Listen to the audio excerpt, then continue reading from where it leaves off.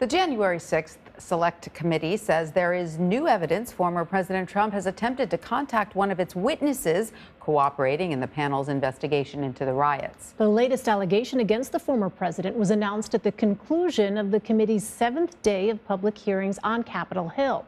The panel claims Mr. Trump called one of its witnesses in an effort to influence them. The committee says it has alerted the Department of Justice to the alleged attempt by the former president.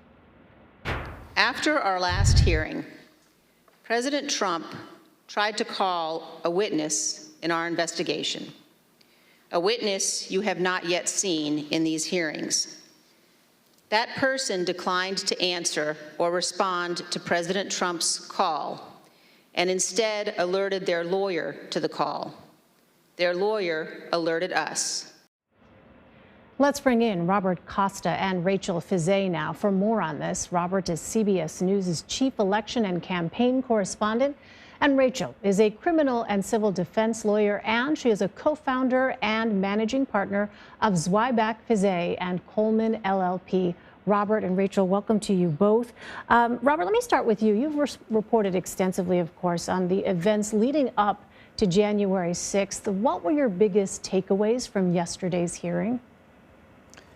Yesterday's hearing was a significant moment for the January 6th committee because it showed through the testimony of former White House counsel Pat Cipollone that this Trump White House went to the brink of American democracy in terms of testing the powers of the presidency. That December 18th, 2020 meeting where Cipollone was a witness and he saw Sidney Powell and Rudy Giuliani, former National Security Advisor Michael Flynn, all of them detail to the president how they wanted to see him take dramatic action. Sidney Powell wanted Trump to seize election and voting machines around the country, to use the U.S. military.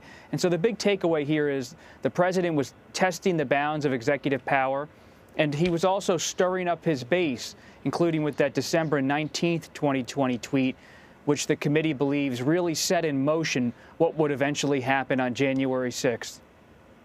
So, Rachel, of course, a lot of people are zeroing in on what we just heard Representative Cheney say at the end of the hearing yesterday about the former president's efforts to contact a witness who is cooperating with the investigation.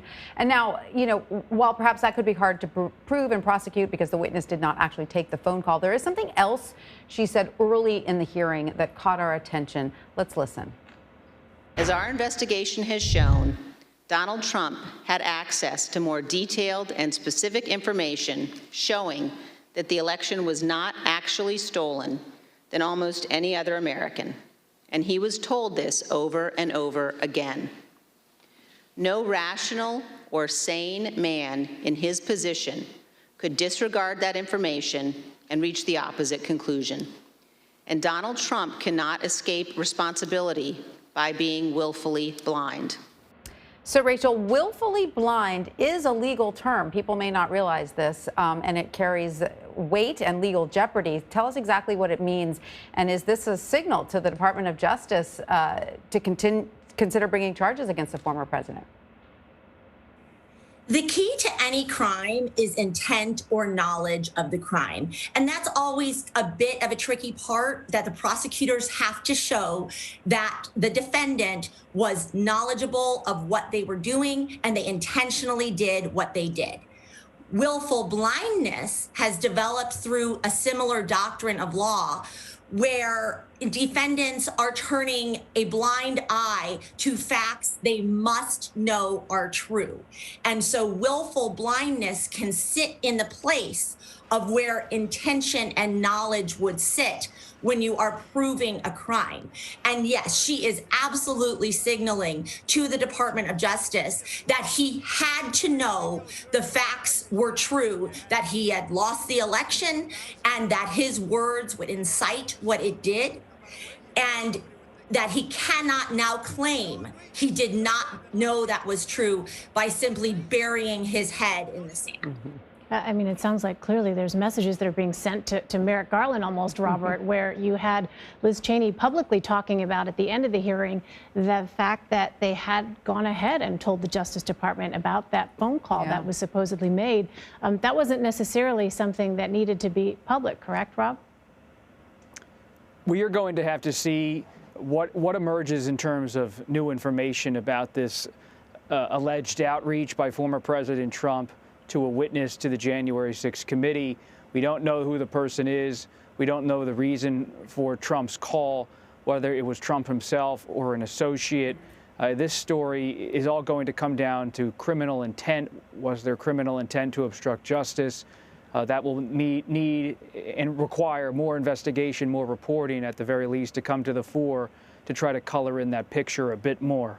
The committee's goal, or stated goal for yesterday's hearing, was trying to connect the dots between former President Trump's inner circle and the far-right extremists that attacked the Capitol.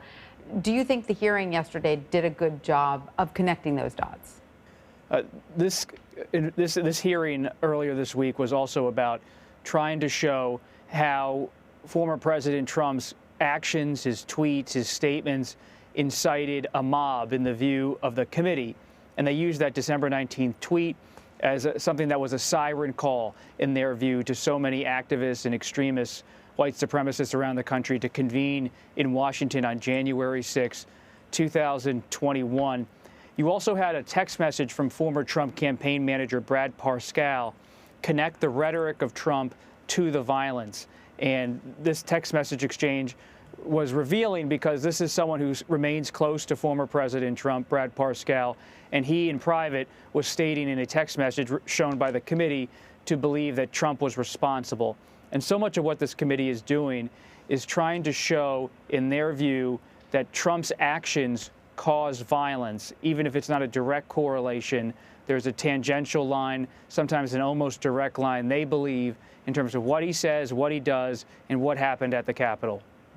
So, Rachel, was anything from yesterday's testimony essentially damning enough to warrant charges against anyone close to the former president? I think the DOJ is being very, very careful here, and they are really going to let these hearings play out and let everything that they have, including the witnesses and cooperation they have from their prior prosecutions, come together. I think that these fringe groups are in jeopardy. I think that Kramer is in jeopardy. There are some certain people that are coming out as the leaders of this movement that look to be in absolute jeopardy with the prosecutors. And I can't rule out former President Trump himself. But again, I think they are proceeding very carefully and letting all of this information from the hearings come in, and then they will make their decision on where to proceed. All right, we will see where this goes with the Department of Justice for sure. Rachel Fiset, Robert Costa, thanks to both of you for joining us. We appreciate it.